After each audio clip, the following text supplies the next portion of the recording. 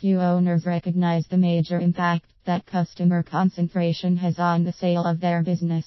Customer concentration represents a significant obstacle and will affect the saleability, valuation, and deal structure of a business for sale transaction. Not only will it create problems in qualifying buyers, but it will impact the ability for any prospective purchaser to obtain third-party financing to complete the acquisition. Determining if customer concentration is present in an enterprise is a critical element of the succession planning process.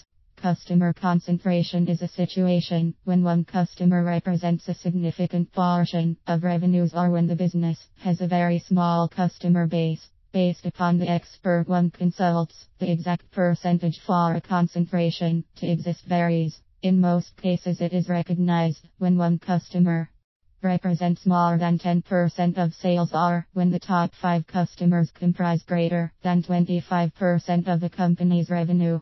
In either situation, a huge risk is created from the lack of diversification, and steps to mitigate it should be taken years in advance of a planned business exit.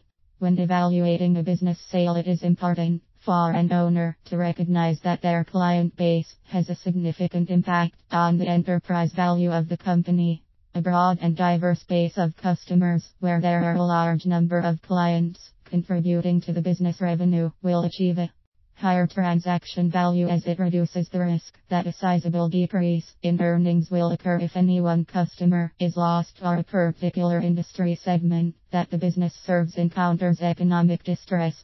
In addition to lower sales price, businesses with customer concentration issues are more difficult to market for sale.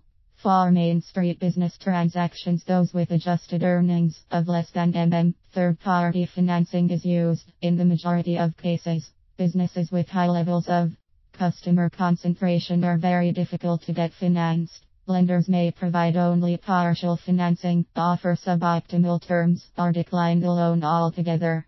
In situations where third-party financing is not available, the pool of available buyers is significantly restricted, and the terms of a deal. Lastly, customer concentration will have a direct impact on the deal structure for the business sale transaction.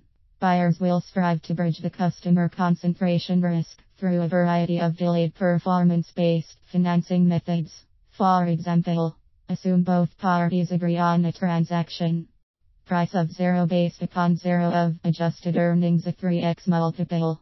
If the key account in question represents 5,000 of the 0, this would represent 25,000 of the transaction price. A buyer will strive to isolate the 25,000 component to ensure that revenue is maintained post-sale. After a period of 12 months, if the customer and income are still in place, the seller would receive the funds. If the identified client and corresponding revenue was lost during this period, a pricing adjustment would be made. Contingent payouts could be structured in a variety of methods. Earnout. Earmark part of the purchase price, with payments made over a period of time contingent upon the retention of specific customers or achieving specific revenue targets. Escrow. A percentage of the acquisition price will be held in an escrow account for a specified time. Seller financing. The seller would be responsible for financing a major portion of the purchase price through a seller note. The seller note could be structured with contingencies for revenues derived from the largest customers. With any of these deal structuring techniques, the seller cannot be expected to guarantee the revenue in perpetuity, and if the transaction price is based upon retaining one or more key customers, the seller may require more active involvement in maintaining the client relationship during the term of the agreement. Obviously, this brings an additional complexity to the transaction. In most cases, buyers will look to discount the amount they are willing to pay for a business with high customer concentration, unless they receive assurances that the risk is low. While the obvious strategy to reduce customer concentration risk is to diversify and increase the business customer base, there are a number of situations where customer concentration either does not pose a significant risk or could be mitigated. Customer contracts.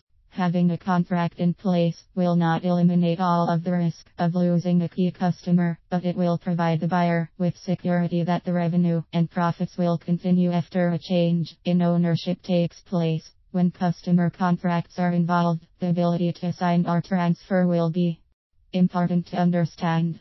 In many cases, a stock sale versus asset sale is elected to preserve these contracts.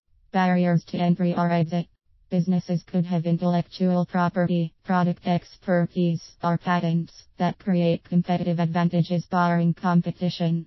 Others are located in geographically remote areas where the supply benefits discourage customers from changing the relationship.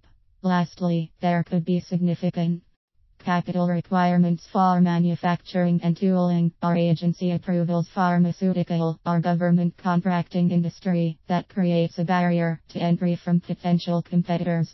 Providing a variety of products and/or services.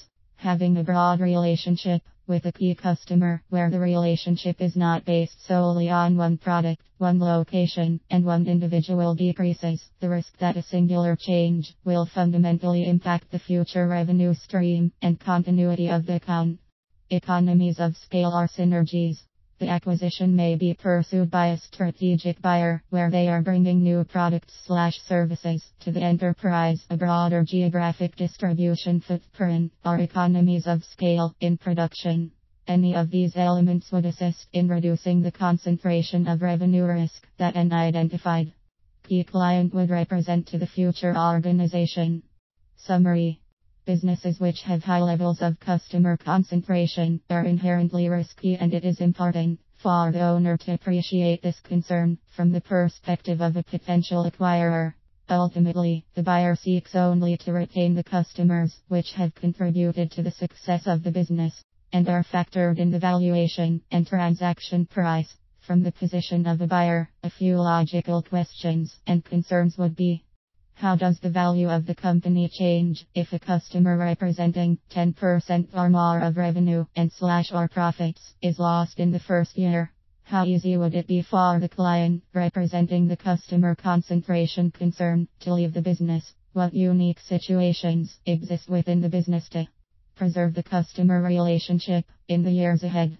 What are the logical steps and corresponding costs to mitigate the customer concentration risk? How do I achieve a win-win transaction, protecting me, the buyer, against the risk of a near-term revenue loss, while providing the seller with the proper remuneration for the fair market value of their business? While the risk may not be able to be totally eliminated, there are a number of situations where customer concentration is more palatable, and a proper explanation should be provided to the buyer at the earliest opportunity. Getting out in front of this potential challenge is critical to achieve a win-win deal. When good communication exists and two fair and reasonable parties are at the table, there are a number of structuring options available when necessary to mitigate the risk and negotiate a fair and reasonable transaction price. Obviously, the best approach for a prospective business seller would be to develop and implement plans to reduce any customer concentration elements years in advance of a business exit. Eliminating this type of risk is just sound advice for any small business owner, regardless of whether a sale is contemplated.